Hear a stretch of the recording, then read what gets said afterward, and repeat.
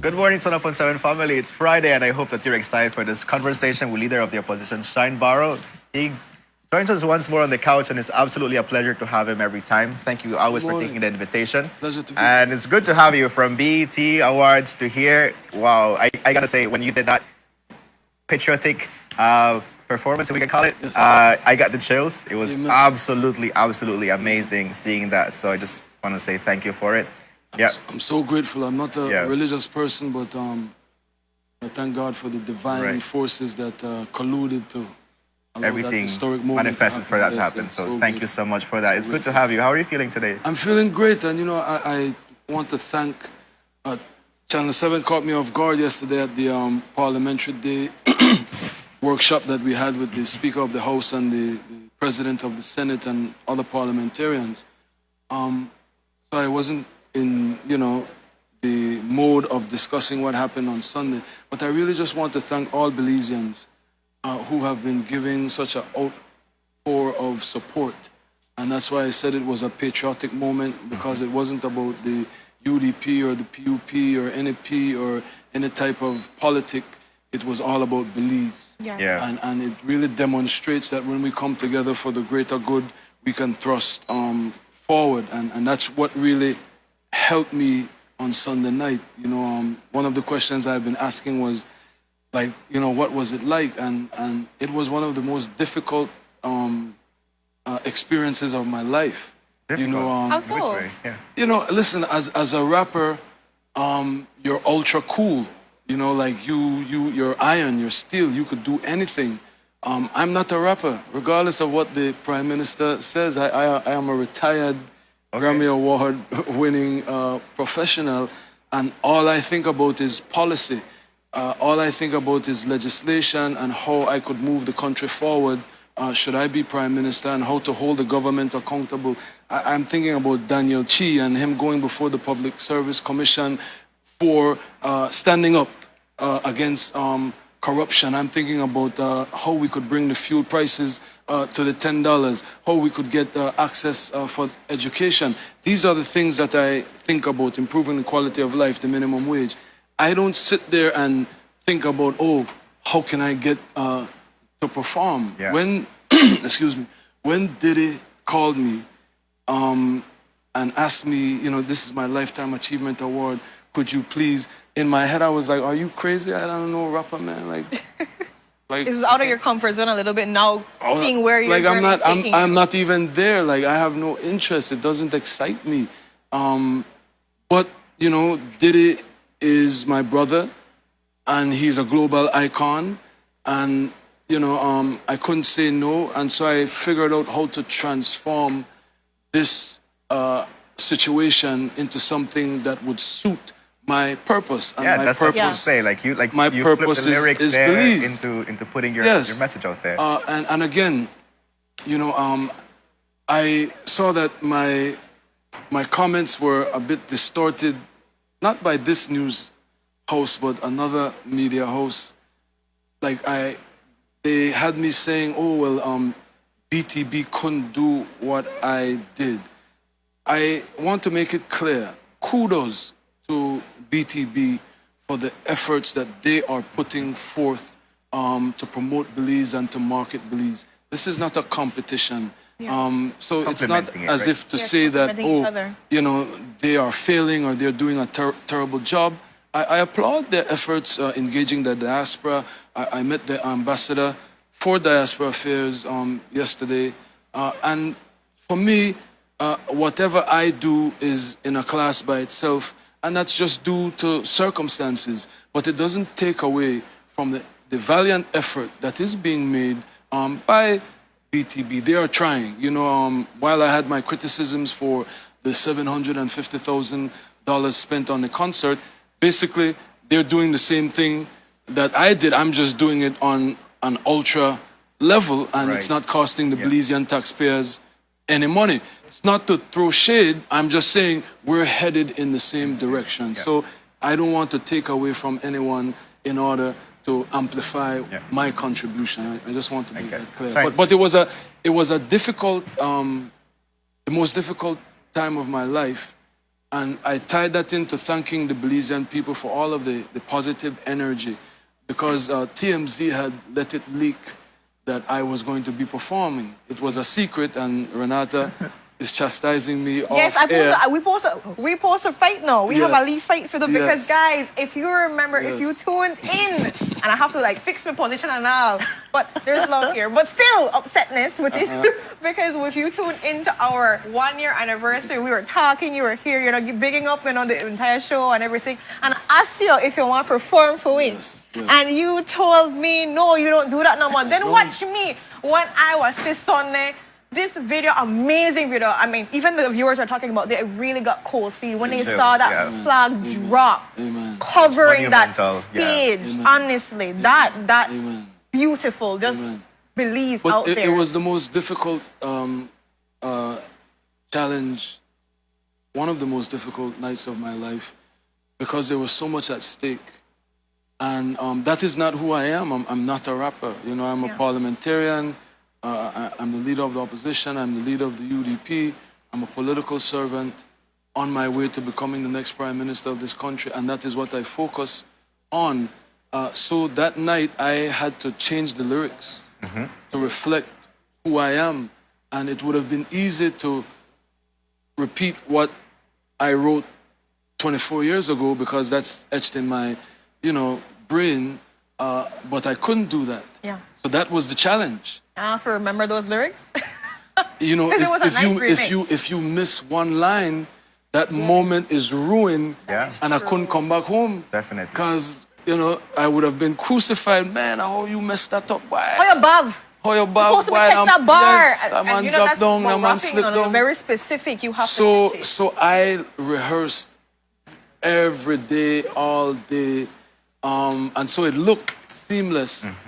But what really got me over was when I walked out on stage, and the crowd. After so long of not. No, but being the on crowd stage, right? erupted. Yeah. So literally, that just engulfed me into a moment, and by God's grace, all of the rehearsals and practice worked out. And that's what I tell my shadow cabinet every week. You know, we meet for shadow cabinet, and I say practice makes perfect. Yeah.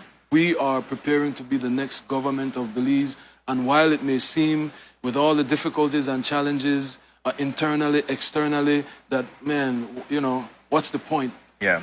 There is a point, because every shadow cabinet, every demonstration of our commitment to serve this country will lead to the greater good. And so to all the young people out there, you will always have Jules Vasquez in your life. Will tell you, you can't do it, you know how to do it, you know how to make it, you're a waste of time, never, ever, ever, I don't believe you. But no, you practice, you work, you believe in yourself, you sacrifice, you give it your all, and you will get your moment. The same way Marion Jones, you know, got her moment, and she had a smaller flag.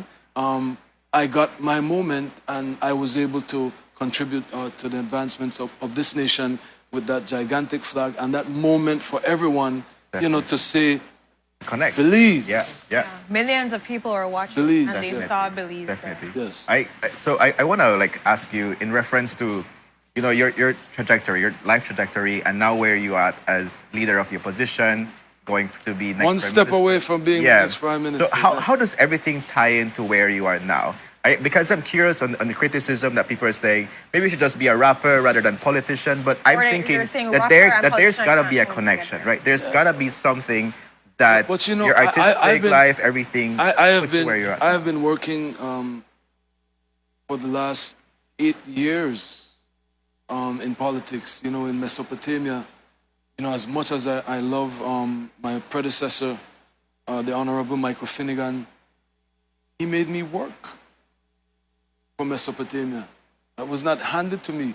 I always tell the story that when I first entered politics, he was supporting another candidate. And I went to his house, sitting on the couch in his room, just like this, and I said, you know, these guys want me to run for Mesop, you know, all of your people. And he said, why are you crazy? I don't promise so-and-so that I'd support them, and that my friend, and I know do that to her, and blah, blah, blah, blah, blah. And I said, all right, I'll carry you to convention. That is how my political life started. My father. I love my father so much. There's no one that I admire more.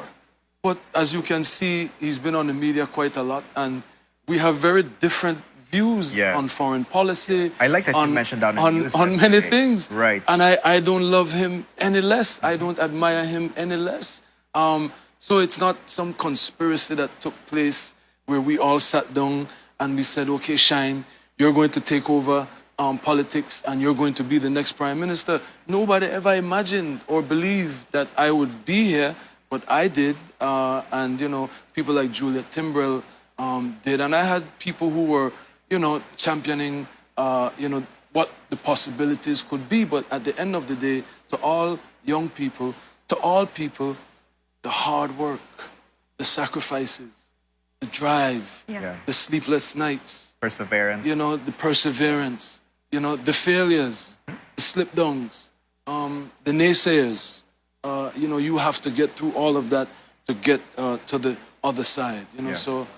But on that same note, so moving into exactly your father, he's definitely been on a media tour with everything that Yes. he's been doing because he wins some good money just at a day, right? And so they were asking also about the party politics of what's happening when it comes to unifying the UDP. I saw And you so- guys were doing a bunch of reports on unification. Yes, I saw it of all over course. the news that Well, we have to because it's important. unification is happening, and so we should all be But happy. he was talking a little bit about how the idea towards being unified with the UDP seems a little bit unexpected based on just, what's happening with the party. What are your thoughts towards his comment and just in general, where do you think the party will be going moving Well, forward? he's entitled to his opinion Of from course. the outside looking in. And as the leader, I have to do the work. I don't have the privilege or the luxury to be on the media talking about our internal, situation because it's fluid. If I were to come here and criticize and, lambaste other members of the party, then I would not have the ability to bring everyone together and to heal. And so all the times that the media has asked me about it, it wasn't that I wasn't making an attempt, but it would be, to me, a disadvantage to discuss the matters publicly rather than to try and resolve it privately, which is what the Constitution says. I sent it to your director, but he continues to overlook it. The architects of the Constitution had a wisdom to say that any internal criticisms, constructive dissent, it should be internal. And there's a reason, because if every time you hear Macquarie, you come sun up and talk about it, then what will happen to that relationship? We are a political organization, but we are a family. I love Patrick, I love Tracy, I love everyone, that is a UDP, and we are working towards the same goal. We believe that we are the better government, we are the better party to lead this nation and make it better, and that is the only focus. Yeah. And so I wasn't in Los Angeles trying to reclaim any type of glory. I was in Los Angeles reaching out to my colleagues, as I always do, trying to push this country forward, having shadow cabinet, doing everything that I can in my power to have a strong opposition. And so the former party leader, the Right Honorable Dean Barrow, he was there. There was a time when there were only 3 of them in the House of Representatives. There have been defections in his leadership as well. I don't care to call necessarily the names, but even in Esquivel's time, there was Philip Golson and Derek Aikman and Hubert Elrington who left the party and formed their own party. So it's nothing new. So when everyone is saying, oh, the sky is falling and the world is coming to an end, I'm like, Yeah. it's not a dismissal of the gravity of healing and reconciliation and unification, but that's just a part of the job. Right. It's not the end Yeah. of the world. Two things I want to comment. One, when you were asked again about your thoughts on your father's comments, and you said, "I am a different leader." Like my father is my father, and he had his way of governing the United Democratic Party. But you're coming with a different mindset, and I feel like that was very important to highlight because people are kind of like seeing you as a mirror of your dad, or expecting you to carry your politics in the same manner. So hearing you say that was very, very important, and for people to absorb and give you your space for your individuality. And that was like very good for you to mention that. Would you say that? You know, thank God. But the situation is always fluid. Yeah. And so there's always work to do. But the intent, the objective is Belize.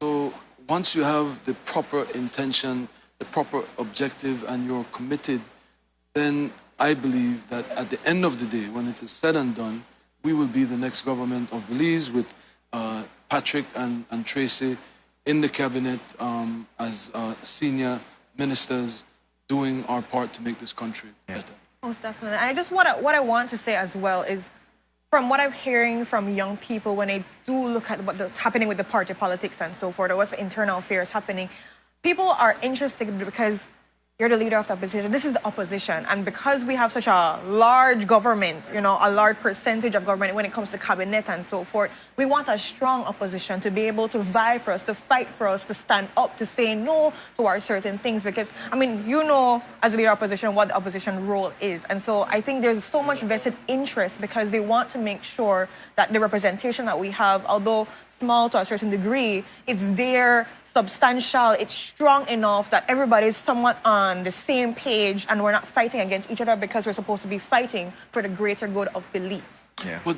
you know, in all honesty, regardless of what people say, we've been fighting. I've had more press conferences than the Prime Minister has had in 2 years. We have had a press conference almost every other week addressing all urgent issues. When they were trying to tax the peddlers, we were there. When they were making a policy implementation that was adverse to the fishermen, we were there.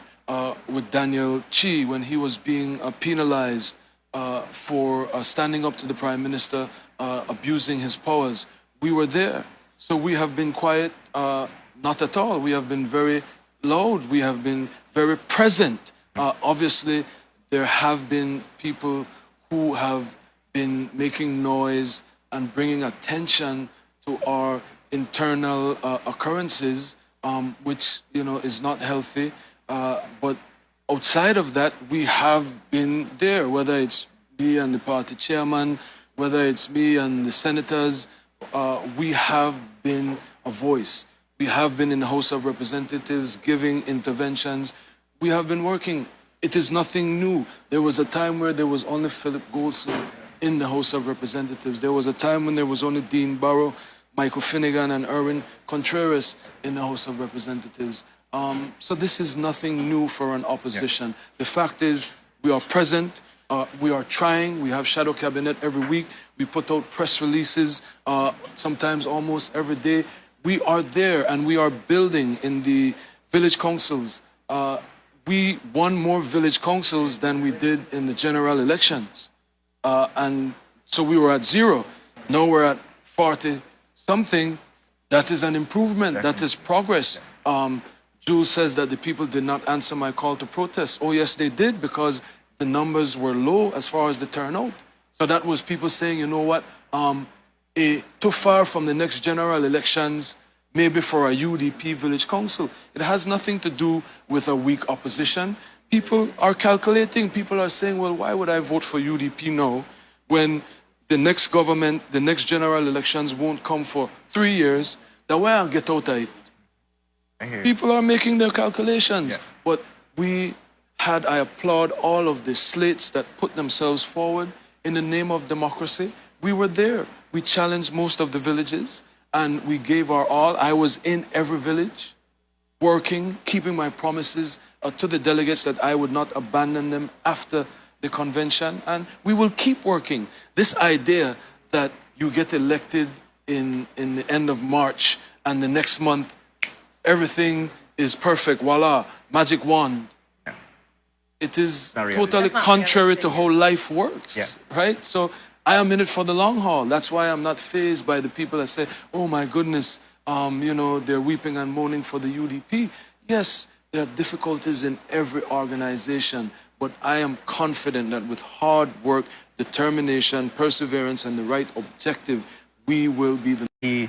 Anything happening in Yes, that? you know, we had very many young people in the village councils running, very many young people. And so that is a sign that people are already inspired by my leadership. We have a chair of membership, former Deputy Mayor and former Senator Shari Medina, who is the chair of membership.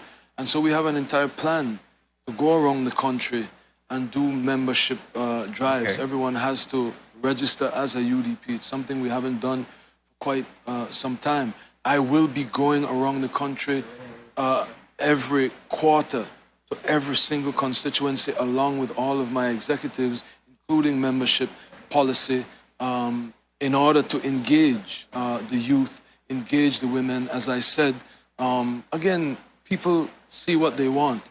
The first week I won, I sat down with Honorable Tracy Pantan. People just forget that.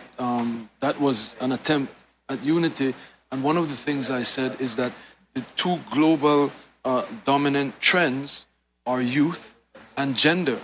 And so, you know, we have a director of women, a director of youth. And so going around the country, we will be engaging. But I think the actions, the patriotic moment, you know, having that Marion Jones moment on the BET stage with the flag, giving opportunities to Aquila Flores, which shattered the glass ceiling for her, not just as a woman, but as a Belizean, to shoot a Rolling Stone feature, right?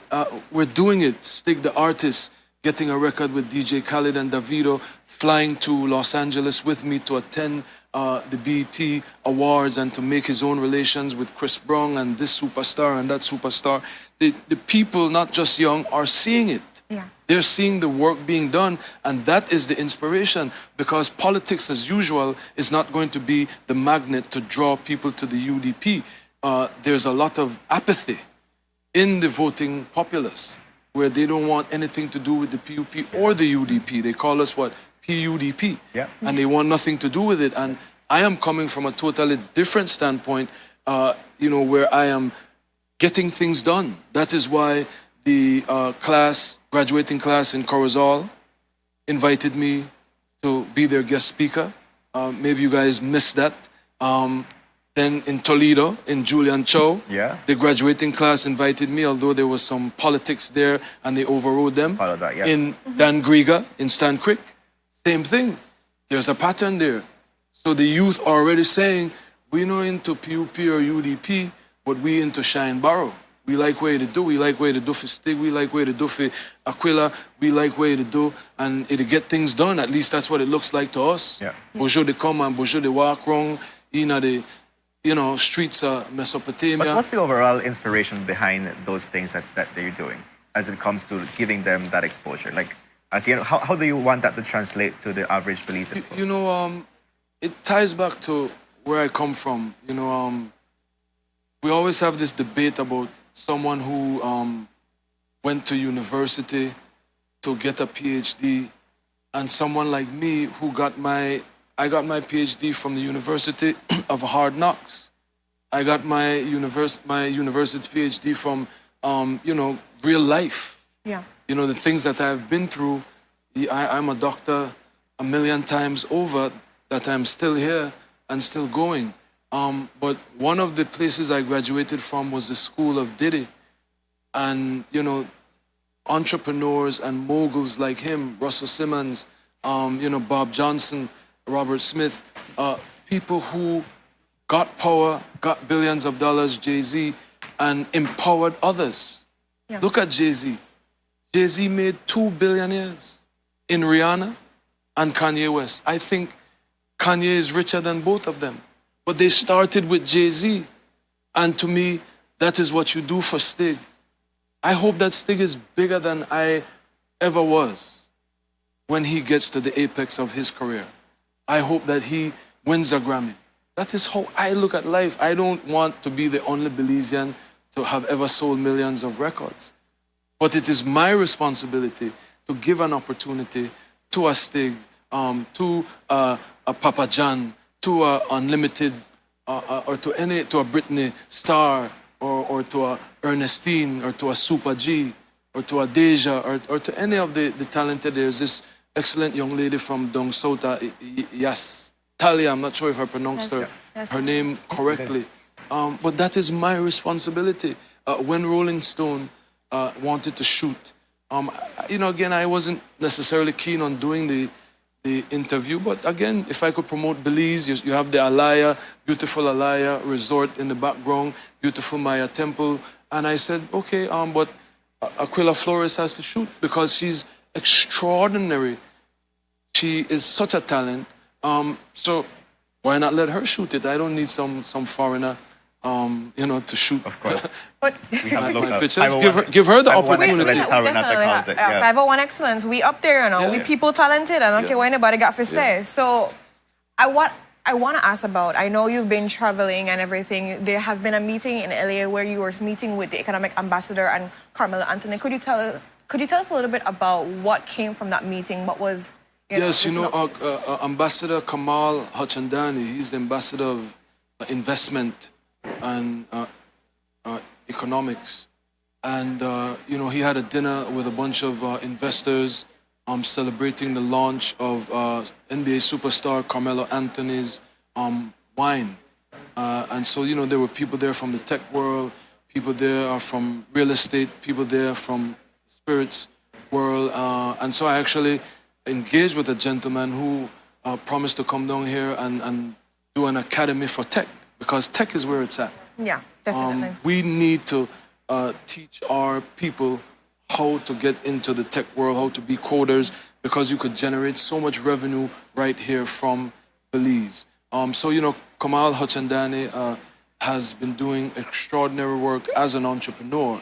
And so I think it was a great appointment by the Prime Minister, and I look forward to him bringing investments to Belize and working with him. Because when we're in the United States, nobody cares about PUP or UDP, and I hope that would be the prevalent thought here in Belize, that we are about Belize. And so if it means working with Bernard Wagner, with sister relations with the capital of the world, not the largest city, as Jules would chastise me for saying, the capital of the world, or Kareem Musa for marijuana legalization, or Ambassador Hachandani to bring investors to Belize, I'm all for it. Definitely.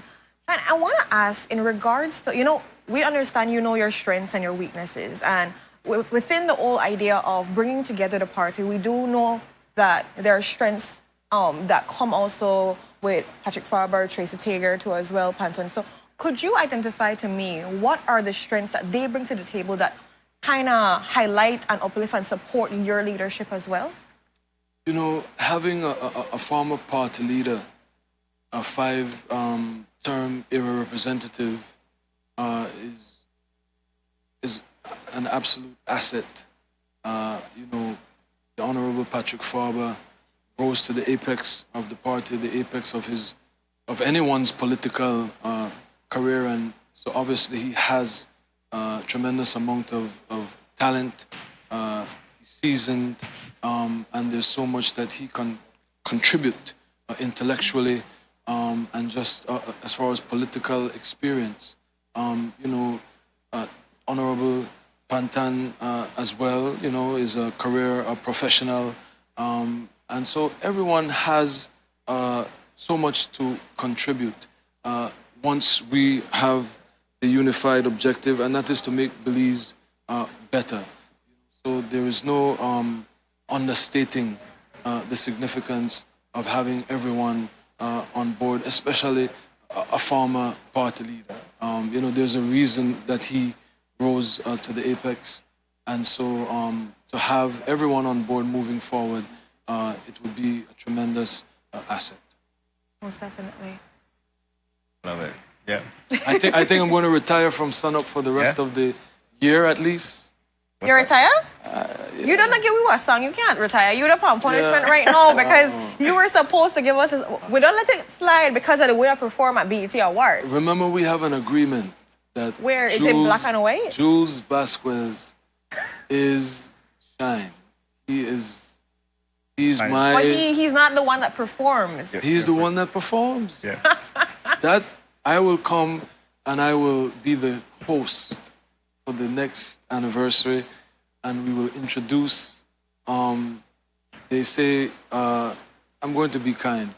We'll introduce DJ Shyne Vasquez and let him do All the right. performance. All right. That's We hear Jules laughing in. We hear Jules his laughing room. because I know he not take this seriously. Jules, you have to prepare You heard his know. voice? Yeah. He has the Shyne voice down pat. That He is does. how He does. obsessed he is. We should have had That- a that- it whole really conversation. speaks Jules well needs to about the shine and they relationship. talk, Yeah, and but I he think has we'll the go Shyne from there. voice down pat. He does, and does. he's a wordsmith. He's one of the best Definitely writers. is. But Yeah. Honorable Shyne It's Barrow, we're been a just pleasure having Happy you. to so be much. here. Thank you. Mesopotamia, have a wonderful weekend. All my UDP, Party Faithful, all the constituencies, everyone, all Belizeans Yeah. at home and But you're abroad. inspiring the young people. Thank you too. so much for the outpouring of support. It inspires me to keep going, and I hope that I inspire everyone to keep going because we're all great, whether it's BTB, whether it's the ambassador for diaspora affairs, whether it's the artists that are trying their best to have their talent recognized, whether it's Belizeans abroad, giving back, sending their remittance. All of us have something to contribute to Belize, and so let us inspire each other for the benefit of Belize. Definitely. Most definitely. And Thank you. And that Have a positive good note, Friday now and a good keep the weekend to you as well. positivity. That's right. Keep the positive. I know a lot of people in the comments are like, keep the positivity. Don't worry about what all the negativity is coming from. We just keep the positivity. So we thank you to all the viewers that have been commenting, giving 1,000,001 things. Oh, I don't want to hear about the dance off. We're not making Honorable Shyne Barrow do a dance off. We know he can rap. We don't know if he could dance. But thank you again. And with that, we go to our next commercial break. When we're back, we're changing things up, having a very different conversation about abortion, the good and bad and the ugly. Stay tuned. Women's right to choose.